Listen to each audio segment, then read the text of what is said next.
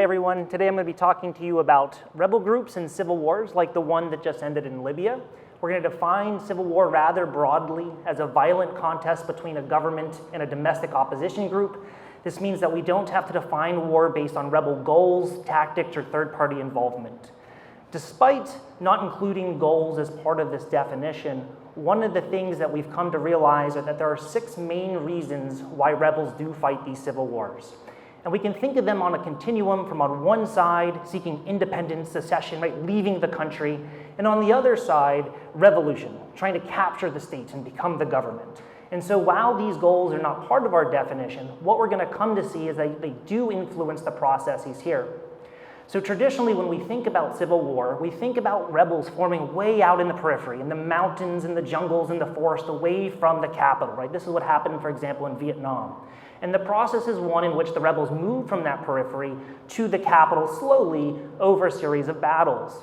However, in my research, I've begun to unpack where rebels are actually forming and where they get their constituencies from. And it turns out roughly 40% of all rebel groups are actually forming in urban spaces. And of these groups forming in cities, most of them are forming in the capital city, in the heart of government control. And why this is important is because rebel formation tends to influence a number of the major processes of civil war. I'm going to focus on 2 today: the spread of fighting, where the violence, death, and destruction goes, and then the outcome of war. Right? It turns out that where you're from greatly influences what you can do when it comes to rebel groups. So I'm going to start by thinking about the traditional model of out of the periphery to the capital. This is what we saw in Afghanistan recently in 2021 and by the Taliban in the early 90s when they formed. Right? This idea that they're going to be down in the periphery there in the south and then moving up to Kabul. Okay? So when we have this type of model here, we think about rebel groups as being in the periphery, being in rural areas, but what becomes essential to their success is the ability to move urban, to capture cities. So this is Aleppo in Syria.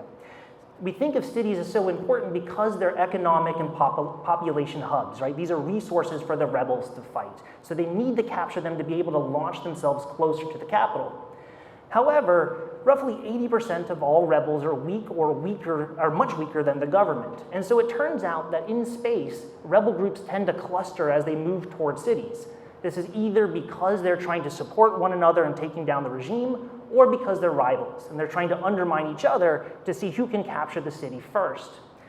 But interestingly, there becomes a lot of variation as rebel groups move, largely because of differences in strength. Right? Weaker groups, what you're seeing there in the red, they tend to take zigzag patterns, or they get stuck in clusters. They're not able to move as quickly to the capital or to major urban cities. Now, in these explanations, we're focusing on the strategic value of locations. But one of the things that my research has pointed out is that the symbolic value of location really matters for these groups as well. Oftentimes, groups will deviate from a strategic location to capture a site that is important for their identity group or their constituency. So the value of the target is defined both symbolically and strategically. That said, rebels have a very hard time winning. 64% of all city battles are won by the government, right? Rebels are only winning about 15% of these, and yet they have to continue to try because without these important locations, they're unable to succeed. What this means, though, is that rebel groups tend to take winding paths, as I pointed to earlier. Right? They don't make this move directly from the mountains to the capital like we usually think, but instead they tend to bounce around as they find soft spots that they could locate before relaunching against the government. Now, what we do see, though, in this very cluttered graph is that if you think about rebel goals, having to get to the capital is paramount for revolutionary groups that want to capture the center. And that's exactly what you're seeing with the purple. These are the groups that are going to spread their violence against the state furthest geographically, right? They're going to have this geographic spread. However, if we begin to think about separating out state-based violence, this is rebel versus government violence from violence that rebel groups commit against civilians, which you're seeing there on the left, it's secessionist groups that while they might cluster their violence against the government in their home territory, they're much more willing to launch attacks against civilians further out. Now that said, regardless of the group goal, when they advance towards the capital, there's 2 primary strategies they can take. They can either blitz, a lightning strike from outside, trying to knock out the government with one hit. right? Or there can be the siege, where the group digs in, tries to squeeze the government and stand toe-to-toe with that fight.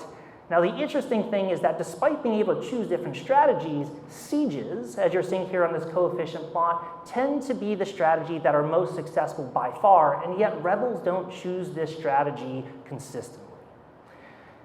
So this has been the story about the groups moving from the periphery to the capital. And yet, as I pointed out earlier, many groups form in the heart of government control, in the capital. So this here is Algiers, the capital of Algeria. And so many rebel groups form in the early 1990s.